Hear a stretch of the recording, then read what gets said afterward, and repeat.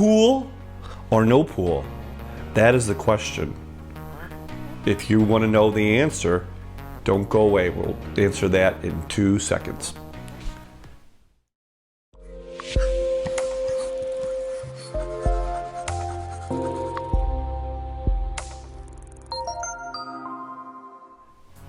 Hey, thanks for coming back here, and we're talking about whether you should buy a home with a pool or no pool here in Michigan. So this is Michael Cosman with Keller Williams Paint Creek, the realtor truly cares, and thanks for joining me today in our topic.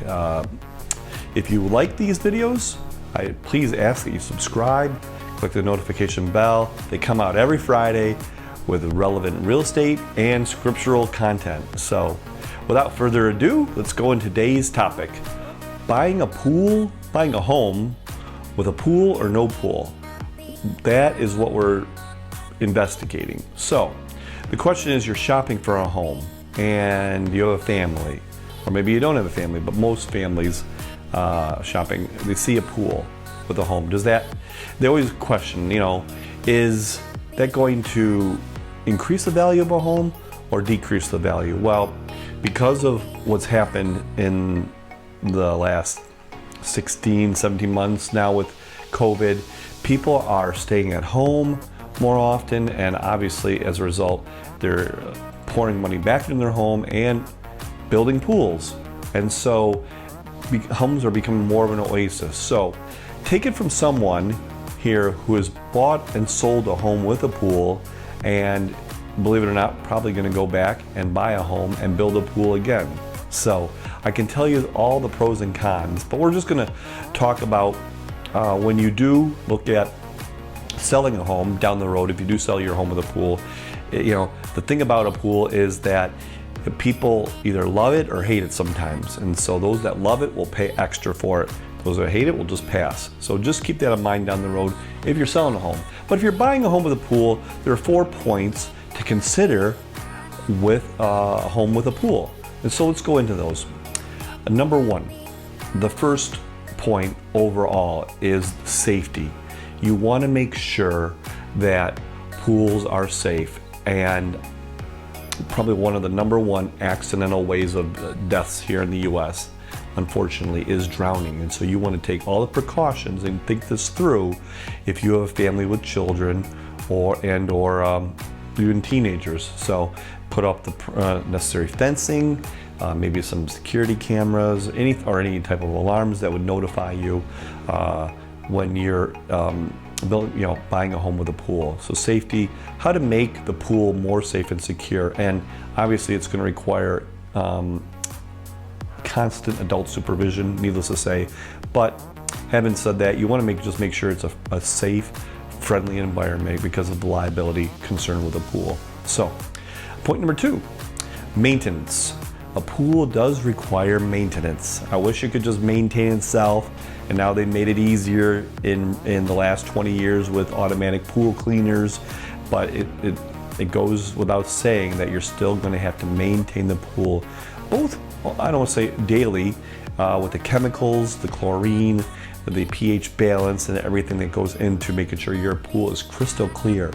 And that's almost on a daily basis. And then also seasonally, you want to make sure that you open the pool and obviously enclose the pool properly and take care of it, and take care, because it's a huge investment. So you could either, when it comes to maintaining the pool, you can outsource it or do it yourself. For me, I did a little combination of both. I did the daily maintenance throughout the season here in Michigan. The pool season's probably about, realistically, 3 to 4 months, beginning in May. I would say beginning in May and going through possibly to the end of September. But and then I outsourced the closing and the opening of the pool. So, and there's costs to that. So that brings us into point number 3. What are the costs of the pool? Well, there's obviously the daily cost of the chemicals and the opening and the closing and the maintaining, but there's also other hidden costs you might not be aware of. Obviously, your homeowner's insurance is going to be higher. If you have a heater, that's going to increase your utility costs. So there's costs that we don't obviously see it right up front, but it becomes quite an endeavor with your cost, especially if you're trying to heat it, and for that matter, a heater can be $5,000 to $10,000. Maybe go the solar heating route, which is a less expensive route, a solar cover or something of that nature, so to keep the cost down. But and then there's going to be the upkeep. Eventually you want to put some money aside because there's some of the, depending on the type of pool it is, the concrete and the facing of the pool, the granite of the pool might chip away after years. So you want to make sure that you're taking care of that investment. So it can be a substantial cost down the road. So that brings us to point number 4, usage of the pool. Obviously, with all best intentions here, you probably want to use the pool every day. And the nice thing about going to a pool is I remember we would go on runs and then just go into the privacy of our backyard and just jump in the pool. It's so nice and so refreshing. But realistically, you have to ask yourself, how often am I going to use the pool? You just don't want to have a large body of water in your backyard if you're never going to use it. So, with that being said, do you have a large family? Do you like to throw parties? Do you have friends that are always going to use the pool and ask you to use the pool? For me, in our previous pool, we had all the above. We had the family, we had the parties, and we had the friends. When we weren't there, at least they were enjoying the pool. So that was a benefit to us for the usage. But now in our later years, if you're in your later years, you might not use it as much. So keep that in mind. So those are 4 talking points to consider when buying a home with a pool. So with that being said, I like to throw some scripture in every type of video that I include here. And Jesus talked about a pool. And there was a time when there's a blind man who is by the pool of Siloam.